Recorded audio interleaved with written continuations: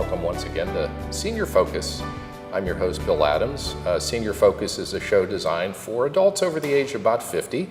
Of course, if you're under 50, that's fine, because you may know of folks who could benefit from the information, probably somebody in your own family that we talk about on the show. Before we get started, I want to say thank you to Greg Roten, who is from Armstrong Cable, and he does all the production work and make sure that the show gets out on the air, and we thank Greg for that. And also, we want to thank the Public Library here in Youngstown. We're coming to you from the Michael Kusalaba branch on the west side, which is a brand new facility, and we encourage you to come out and take a look. It's got a lot of neat things in the new library. Today we're going to be talking with Dorothy Barto. Dorothy has been a guest before. Welcome again. Thank you. She is from the Alzheimer's Network, and it's a great resource in the community, and we're going to let you know about the Alzheimer's Network and specifically about things about Alzheimer's disease and things to look out for and the services available in the area. Without further ado, why don't we just let people know how they can contact you and where you're at? The easiest way is by telephone, 330-788-9755. And that there is an 800 number, but for Mahoning County and Trumbull and Columbiana, that works. We also do serve Mercer County and PA. Oh, good, okay. And talk a little bit about the network, if you would. You know, how it got started, what you're doing now, you know, some of the services and the bones of the, I guess, of the network. Well, we're a charitable nonprofit, what they call a 501c3. And we have been in business, if you want to put it that way. We've existed since 2003. We've probably grown from 2 support groups now to 12. Wow. And we do a lot of education for families. We get a lot of response from the Canfield Fair. We have a booth in the medical building out there, and sometimes that's the place where people see us first. Sometimes they see a listing that says there's a support group at here, there, or whatever location. And we had a lady last night that just, her daughter saw it on the internet and she showed it up at support group. The daughter isn't even from here, but the internet is quite a connection for people. At least she found out there was help close by. Well, speaking of that, I did get some great information off the Facebook page you have. So basically, if you go on Facebook, and I know a lot of folks who are watching too, you would just type in Alzheimer's Network Youngstown. I'm sure that search will bring it up. It should. And what we wanted, we're going to talk, you know, again about some specifics about programs and things. But before I forget, and we'll mention this again probably later, but you have some caregiver sessions coming up? We have 4 different ones. The first one is the Caregiver Series, which is aimed specifically at certain topics that families need to know and understand, because this can be a long-term disease, and you really need to learn as much as you can. Rather than having to reinvent the wheel, I've taken information even to support group about a day program, and somebody will say, I didn't know there was an adult day program. If you don't need something like that, you've probably not searched out information about it. Right. So learning that type of service, learning some of the services from the Area Agency on Aging, there's a broad spectrum of help. Even the VA is coming through with some really good help. So if you don't know that, you'll run around in circles trying to find it out. And we pretty much organize it all in the first session of the Caregiver Series, and just go from there and then go into more detail about the disease, like some of the changes that can happen as time goes on, because someone will change, a patient will change, and you'll go like, where did that come from? Or why are they doing that? And it's well to understand those things before you're blindsided by something that you didn't expect. Right. Well, and again, you'll repeat these over time. I mean, you give them in different areas, different times of the year, but for our purposes, as we film this, you have them coming up in September. Yes. And again, this is off the Facebook page. I think the first one is the 16th. That's right. These are Sunday afternoons from 2 to about 3:30. These sessions are geared, the reason we put them on a Sunday schedule was sometimes a family can get someone to stay home with mom on a weekend, when during the week maybe they couldn't do that. So it's a good program. We want not only the primary caregiver, or in many cases the spouse, but also other family members to attend, because you want to get everybody on the same page so that there's not the ruckus about, well, you didn't tell me that. We want to keep the family cohesive as much as we can. And again, this will be the first one, September 16th. That's at the Boardman Library on Glenwood. And I guess to register for that, what's the phone number again? The phone number is 330-788-9755. And on the first, the September 16th program, it does talk about community services. It says learn about community services that are available. And you mentioned things like the Agency on Aging, and that, one thing I learned just in the last few months, you mentioned adult day programs. I think there's a new one. There is a new one in Austintown.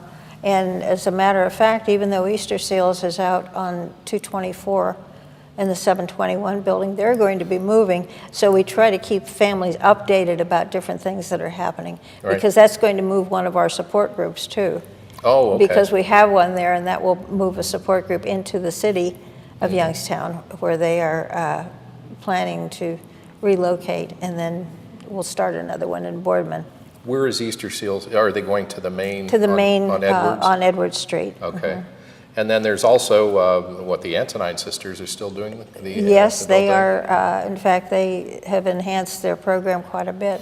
So they have a couple levels of care. And I wish there were more adult day programs in neighborhoods where people wouldn't have to go quite so far. But Easter Seals and the Antonine Sisters both have good transportation systems. You probably see their little buses around.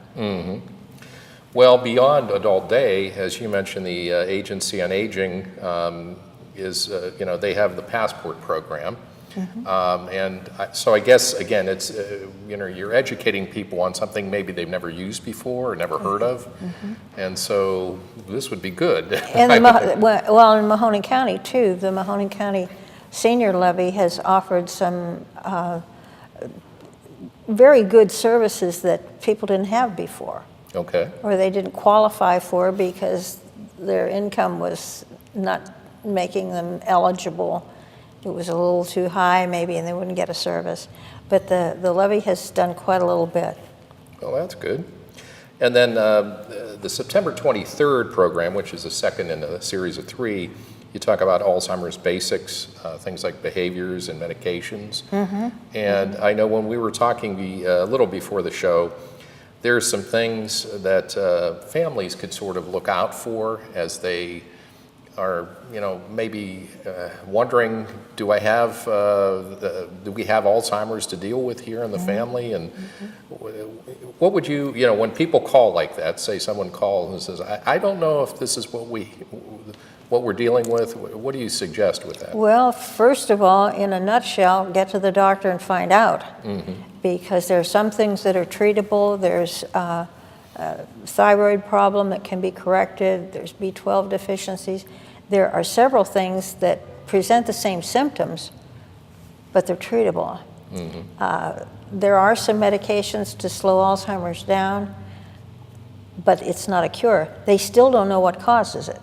So it's pretty hard to fix something that you don't know what the cause of the disease was. And there can be little signs and signals, someone starting to forget anniversaries and birthdays, and it's not the person that never did remember those, it's the one that was very fastidious about sending a card such and such a day, and they start forgetting.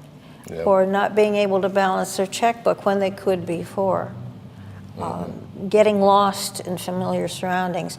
All these little things, you can bypass some of them, and then all of a sudden you go like, gee, but there's so many different things happening. get to the doctor. And we have a nice handout called Letting the Doctor Know, which is basically a checklist of things that people should watch out for. And it's not really the most kind thing to talk about somebody when they're sitting there, but the checklist can be given to the nurse, hand it to the doctor, make sure he knows what we're seeing. And sometimes something like the loss of a loved one can present the same symptoms as Alzheimer's. Depression can. Right. It's a matter of, it takes a while to diagnose Alzheimer's. It's not just we go in, have a blood test or a scan, and it's going to tell us, because it doesn't. So it's a process. Well, just recently I heard, I think one of the more famous people who's dealt with Alzheimer's lately is Glenn Campbell and his family. And I think it was his wife who mentioned something about, Glenn would, he was a golfer, I guess, and he would always, he would start asking about, where are my golf clubs? What did I do with my golf clubs, or where are my golf clubs? And I guess she got concerned, or she knew there was a real problem when she would, basically tell him, well, they're in the garage, Glenn. But then at a certain point he asked, what's a garage? So that was sort of for her, it's like, it's people forget things all the time. Everybody does. Keys and things like that, your glasses. But when you don't recognize what an object is, that's obviously a sign there. And actually, some of the medications that are designed to slow Alzheimer's down, the sooner the person gets them into their system, the more good they can do. If you wait until brain cells have been damaged, they can't be recreated. Right. So the thing is to protect them early and get as much out of the medications as you can. Well, and just on a global, I guess, look at it, the reason that's important to slow at least the disease is because, if it's rapidly advancing, that means generally people end up in a facility. So the longer someone can stay at home and have some independence, I'm sure it's better, and families like that too. Absolutely. Yeah. So speaking of that, being at home, do you work with families too about the ins and outs of maybe home care and what's available there? Part of the caregiver series we do, and then we enhance that a little bit in our legal and financial seminar. But people don't think about the fact that if you add everything up, 24-hour care at home costs more than in a facility. Right. And it's not just a matter of money, sometimes it's a matter of choice, but it's something that the family, if it's at all possible, sit down and have a family conference and say, this is what we're facing. What are we going to do? We need a plan. Because if the primary caregiver has some sort of an emergency that comes up and they have to go to the hospital, what are we going to do? Right. Then, are we set up with an adult daycare? Do we know what services are available to help in the home? Well, you brought up about legal matters also, and in addition to the caregiver sessions that we've been talking about, I know you have a legal seminar coming up? Yes, we do, and we always get an elder law attorney, and this year we have Judge Rusu to help out. He has been an elder law attorney himself, but he also will say, get your durable power of attorney for business affairs. Get the health care power of attorney. Get the living will. Get these things lined up. And so many times when there's a couple, they share, all right, I am your power of attorney and you are mine. Right. But when you have someone of advanced Alzheimer's, you better get another power of attorney done, because that person isn't going to be able to make a good decision. And what are the details then on the legal? What is that? That will be on the 19th of September. That's a Wednesday evening, and it will be at Lord of Life Lutheran Church in Canfield. Okay. So again, it's probably a good point to again mention how to call to set up or to reserve a space for that. For either of the sessions, the caregiver series or the legal and financial, both of them 330-788-9755. And the third in the series of the caregiver sessions was coping with changes for patient and family. What are some of the changes that come, the dynamic, I guess, in the family as the disease progresses? What are some of the things that families have to Well, one thing think that about? people don't expect, because they're looking at the same person that they've known for years and say they're looking at Dad. Well, Dad doesn't have the abilities that he used to.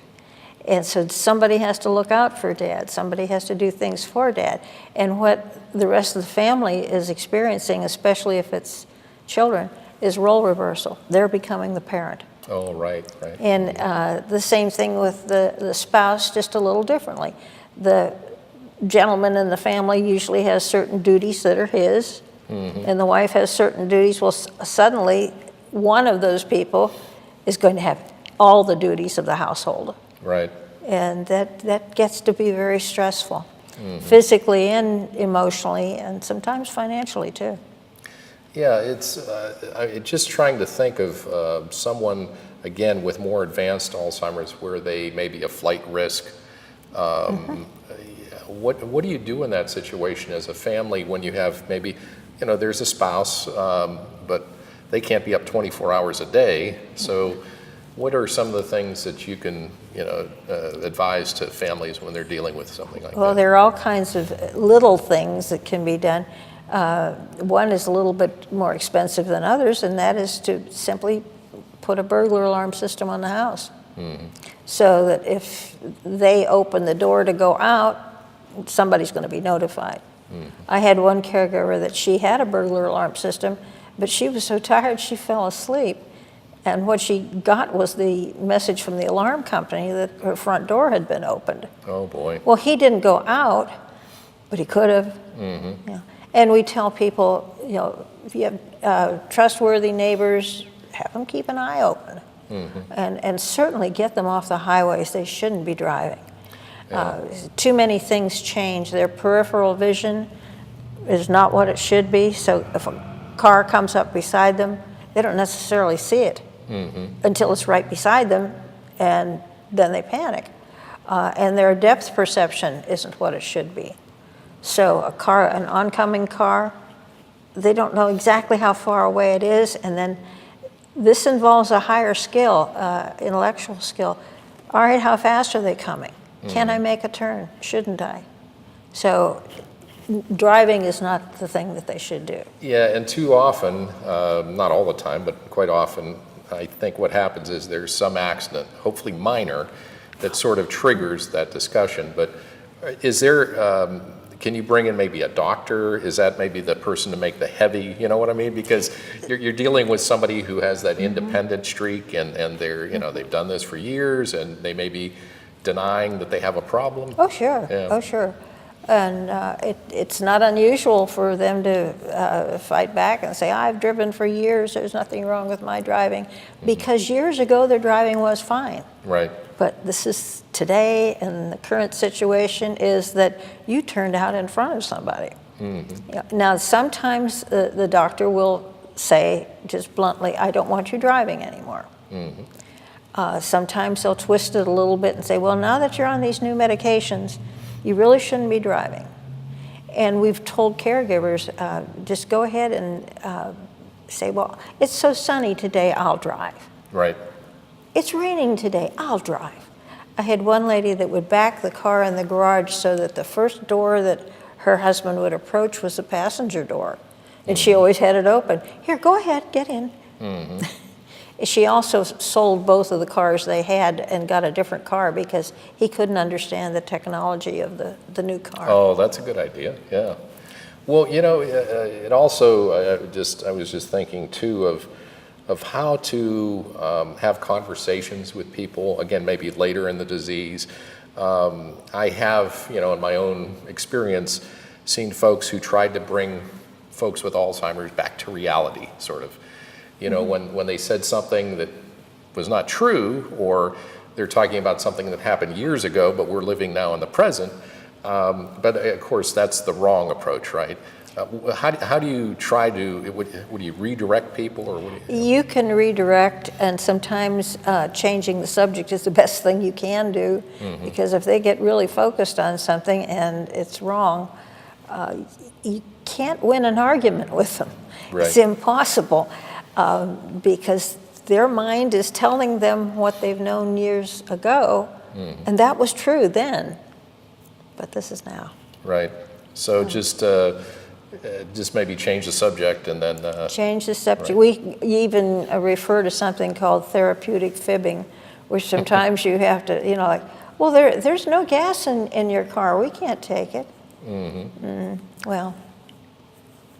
And you, I don't know if you don't mind, you had personal experience, right? My with mom this? had Alzheimer's, yes. Yeah. So were you taking care of her then at home? My dad actually was doing the most of the caregiving, because I was raising my family at that time. But then he developed one of the other dementias, which is vascular dementia, from small strokes in the brain. So I've kind of experienced both things. But I was the secondary caregiver. He carried the heavy load. Well, what about, we've been talking mostly about folks who are at home and then they have family, sort of ideally, like you were saying, creating a team and maybe working together as a team, taking days at a time or that type of thing. But what about if you get to the point where home doesn't work anymore? And you have to look at facilities. What are some of the things you talk about with folks, that may ask about, what do we do? We're looking at assisted living or nursing facilities. What are some of the things you talk about? And some of the decisions are actually governed by what a facility will accept. What level of care. We always tell families, look at a place that has a continuum of care that might start out with assisted living with a few, special added services, like maybe they help the person bathe or something like that, and then move ahead as the disease progresses to maybe from assisted, we're going into nursing care, because they are very different. But some of the assisteds have special units. Some of the nursing facilities have special units. And it's a good idea to aim at something like that, because those special units are supposed to have special care and be specially trained. So maybe it's a good idea to ask, when they say special care or whatever, maybe get some definition of what that is. And we tell people, just drop in. Don't make an appointment. Just say, I'm here to see what your facility is like. Right. And we tell them you can look at Medicare.gov, where it says find a nursing home, and you can look at what their inspections were. That's not like up to date that day, but it gives you an idea. And we've had one suggestion from a gentleman. He said, I just wait in the parking lot till somebody comes out and say, hey, do you have somebody here? What do you think of the place? Yeah. To get first-hand information. Appraisal, yeah. And we tell people, talk to anybody that you know that might have someone in a facility and see what their opinion is, and then consider the source.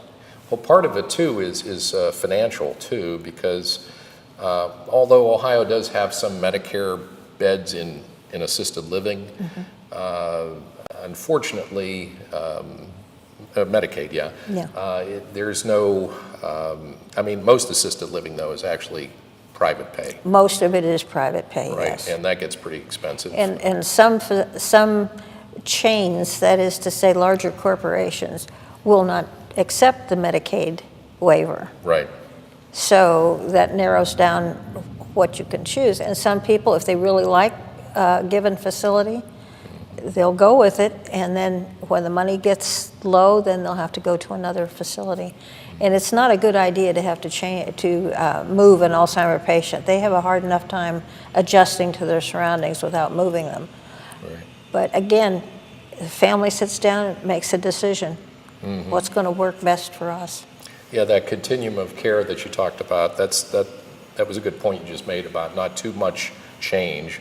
Because again, I've seen where people had to move, whether it's across town or just to a different facility, and especially with Alzheimer's, you're it's hard to become accustomed even to where you're at, and then you change anything, and it's very dramatic.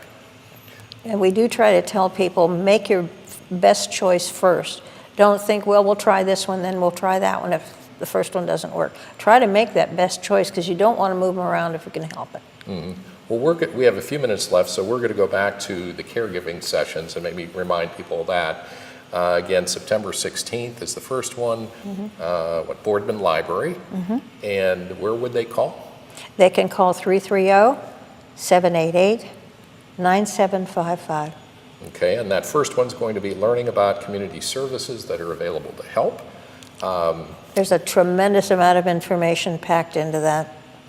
And we do give people the option, if you're from Columbiana County, we will still have information on Columbiana services, even though that session is held in Mahoning. Right. Same thing with Trumbull. And then Alzheimer's Basics on September 23rd, behaviors and medications. Again, you've been in the field a long time. And I have too. I didn't mean to signal, to say you. I mean the both of us. I understand. But just from your opinion, are you optimistic in the advances that have been made since you started? Actually, when I started, there was no such thing as adult day program, period, which has been a real advance because you still have your person at home, but you also can get away from time to time, even if it's to go take a walk in the park. Or it could be to go to a doctor's appointment yourself, it could be shopping, but at least you're on your own and you know that the person is in a safe and secure surrounding. And in the past, there was no Medicaid waiver for people that wanted to get into an assisted living. And sometimes that's still hard to get that organized, but it's worth the trouble. Yeah. And the one last thing, if you could wave a magic wand, and I know not the question you might be thinking that, that it would be cured, we're all hoping for that, but what would be helpful what advance, whether, it's medical or I guess a program in the government that would be helpful for helping caregivers and or people with Alzheimer's? Well, for one thing, the VA has opened up quite a few things, which has helped a lot. Anything that would relieve some of the caregiver stress, because we don't want the caregiver being the one that passes away because they've overdone themselves. Yeah. And trying to get services into the home for people or having them go to an adult day program, something to keep that stress from building so much that the primary caregiver has a stroke. I mean, that's not ideal for either the patient or the caregiver. Well, your program, and again, Dorothy Barto has been with us. She's from the Alzheimer's Network. Your program is part of what you were just talking about. It's caregiver support. And so thank you very much for all you've been doing all these years.